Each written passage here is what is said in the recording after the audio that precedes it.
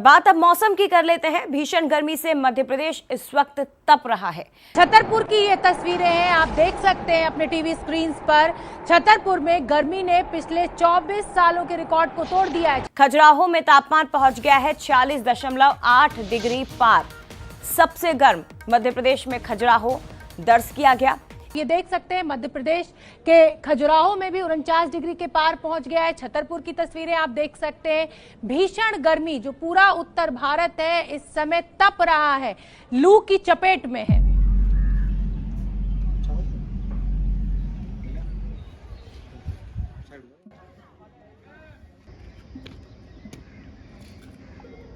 पूरा मध्य प्रदेश में यहाँ का टेम्परेचर सबसे हाई पहुँचता है और यहाँ हमारा नौगांव का पहुँचता है। तो फिर में ये जो गर्मी और लू चलती है जिसके कारण लोग बाग यहाँ आ नहीं पाते। हम लोग तो दुकान के पास, दुकान का माहौल भी इतना कमजोर हो गया है कि ग्राहक जो आते हैं जो अंदर बैठा पाते तो साइड की शटर डाले हुए हैं जिससे वो बैठ नहीं पाते। ये लोग बेचारे बाहर ही खड़े हुए हैं। ये लोग भी दिन में निकल नहीं पाते हैं, दोपहर में भी नहीं निकल पाते हैं। ये है थोड़ा ठंडा माहौल हो जाता है, जैसे 4 के बाद थोड़ा बहुत ये लोग आ पाते हैं।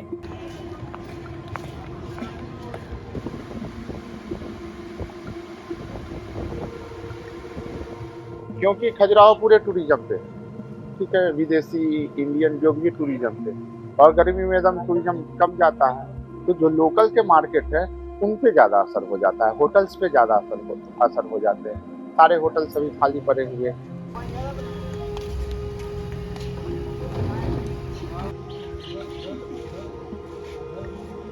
और यहाँ तक कि इसके पहले पीछे की ओर अगर हम देखें तो 50 से टच होने के आसपास भी यहाँ का टेम्परेचर गया है, जिसमें पक्षी वगैरह भी कई यहाँ पे देखे गए, मर के जो गिरे हैं नीचे वो भी देखे गए हम लोगों ने जो देखे हैं। हाँ, इतनी गर्मी है जी।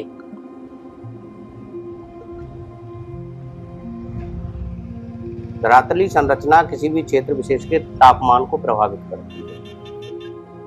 यहाँ का जो एरिया है वो पहाड़ी नुमा है, पत्थर हैं, पर्याप्त मात्रा में पत्थर हैं जो देर से ठंडे होते हैं, गर्म हो जाते हैं, फिर काफी उन्हें लंबा समय ठंडा होने में लगता है।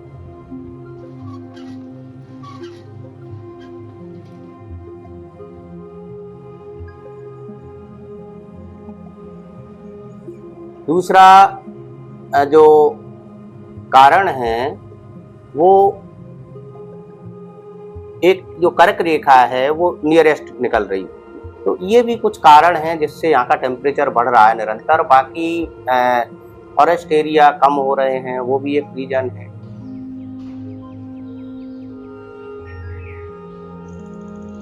देखिए कि बुंदेलखंड में जंगल बहुत सीमित है और ये इसकी ज्योग्राफी अगर अपन देखें तो पथरीला इलाका है। यहाँ सर्दी भी बहुत पड़ती है और गर्मी भी बहुत पड़ती है।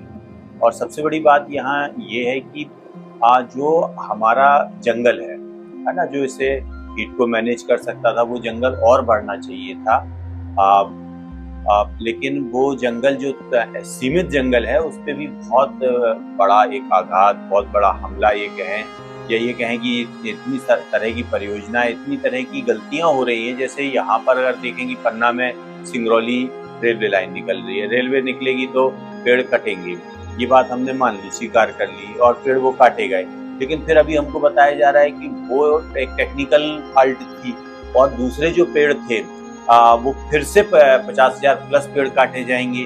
तो ये ऐसे कैसे टेक्निकल फॉल्ट हो सकती है कि आपने बिगर दे के एक रूट पास कर दिया जिसमें 50,000 प्लस पेड़ काटे जाएंगे।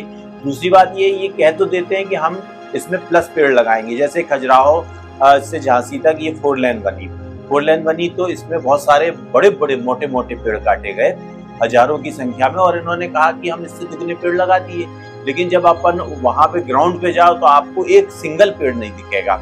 इसी तरह से अगर आप ये देखिए कि कैनवेतवा में इतने सारे लाखों की संख्या में पेड़ काटे जा रहे हैं, तो जो हमारा सीमित जंगल है और ये जंगल ही हीट को मैनेज करता है, और लेकिन वो जो जंगल है वही तेजी से अगर काटा जा रहा, सीमित है उससे भी तेजी से काटा जा रहा, तो आने वाले समय में मुझे जो लग रहा है जिस तरह की और इनकी परियोजना है खजुराहो, अभी तो ये पूरा जंगल है वो पूरा कटना, अभी तो 20-30 हज़ार पेड़ है, अभी तो ये लाखों की संख्या में कटना है। आगे जो बक्सवा है वहाँ भी उन्होंने फिर से कुछ चीज़ें कर रहे हैं।